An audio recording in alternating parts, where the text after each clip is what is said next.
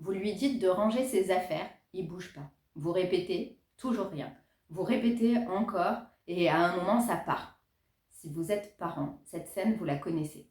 Pas une fois mais régulièrement. Et aujourd'hui, je veux qu'on aille plus loin que soyez ferme ou expliquez-lui vos attentes. Parce que si ces conseils suffisaient, vous ne seriez pas là. Avant qu'on rentre dans le vif du sujet, si vous vous êtes déjà demandé pourquoi vous perdez le contrôle avec vos enfants, pourquoi vous criez malgré vous, j'ai créé un quiz rapide, gratuit, qui peut vous aider à y voir plus clair sur d'où ça vient vraiment. Le lien est en description. La première chose à comprendre, c'est que mon enfant ne m'écoute pas n'est pas un problème de caractère. Ce n'est pas parce qu'il est têtu, irrespectueux ou mal élevé. C'est un mécanisme et il y a une explication. Le cortex préfrontal, c'est la partie du cerveau qui permet d'inhiber une action, d'interrompre ce qu'on est en train de faire, de passer d'une chose à une autre. Chez l'adulte, elle fonctionne, même si certains jours on se demande. Chez l'enfant, elle est encore en chantier.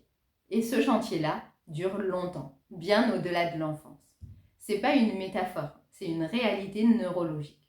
Donc, quand votre enfant est plongé dans quelque chose qui l'absorbe, un jeu, un dessin, une construction, un écran, son cerveau est vraiment ailleurs, pas distrait, ailleurs. Votre voix arrive à ses oreilles, mais elle ne franchit pas le seuil de son attention. C'est pas du mépris, c'est de la biologie. Cela dit, et c'est important, l'âge n'explique pas tout, parce que certains enfants de 4 ans répondent quand on les appelle et certains de 11 ans font comme si vous n'existiez pas. Alors, qu'est-ce qui fait la différence? C'est souvent ce que votre demande représente pour lui à ce moment précis. Interrompre quelque chose qui a du sens pour lui, son jeu, sa conversation, son moment à lui, c'est lui demander de renoncer à quelque chose.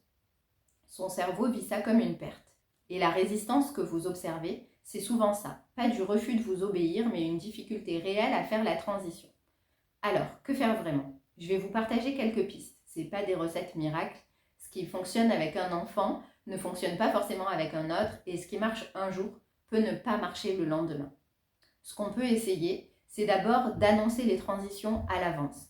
Dans 5 minutes, on range avant le dîner, pas au dernier moment. Juste prévenir pour que l'enfant ne soit pas pris par surprise. On peut aussi essayer de créer le contact avant de donner la consigne. S'approcher, poser une main sur son épaule, s'intéresser une seconde à ce qu'il est en train de faire. Oh, tu construis quoi là? Et là, seulement la demande. Un enfant qui se sent vu est beaucoup plus disponible pour vous entendre. Et ce lien, pas la peur, pas la contrainte, ce lien, c'est ce qui favorise la coopération. On peut aussi observer combien de fois dans la journée on lui demande d'interrompre ce qu'il fait, combien de fois on lui donne des ordres sans s'en rendre compte.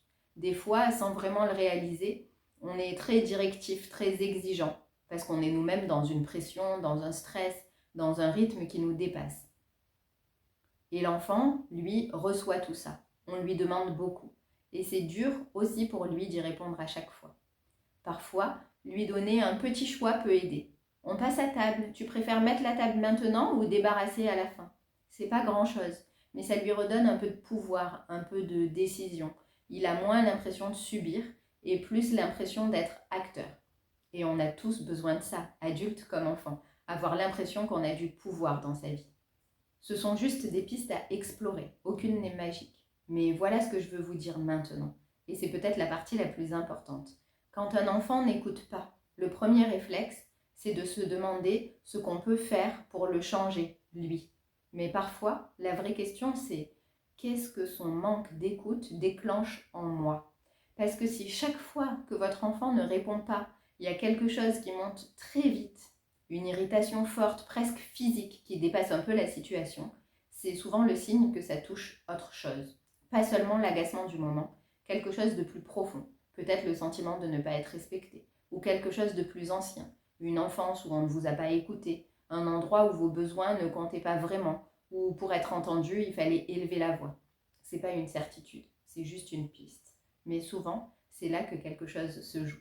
Et quand la réaction part, quand la voix monte, quand votre enfant n'entend plus votre demande, il est occupé à gérer ce qui se passe sur votre visage, dans votre voix. Et dans ces moments-là, le message ne passe plus du tout. Ce que je veux que vous reteniez aujourd'hui, c'est qu'un enfant qui n'écoute pas n'est pas un enfant qui vous résiste. C'est un enfant dont le cerveau fonctionne exactement comme prévu. Et souvent, c'est aussi un révélateur de quelque chose à accueillir de votre côté. La solution n'est pas de trouver la bonne technique pour le faire obéir, c'est de comprendre le mécanisme chez lui et chez vous, parce que c'est là que les choses changent vraiment. Si cette vidéo vous a parlé, partagez-la à un parent qui traverse ça en ce moment. Et dites-moi en commentaire ce qui vous fait le plus perdre patience dans ces situations.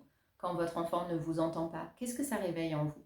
Et si vous ne l'avez pas encore vu, j'ai publié une vidéo sur ce que vivent vraiment les enfants derrière ce qu'on appelle les caprices. Elle va dans le même sens. Je vous dis à dimanche prochain.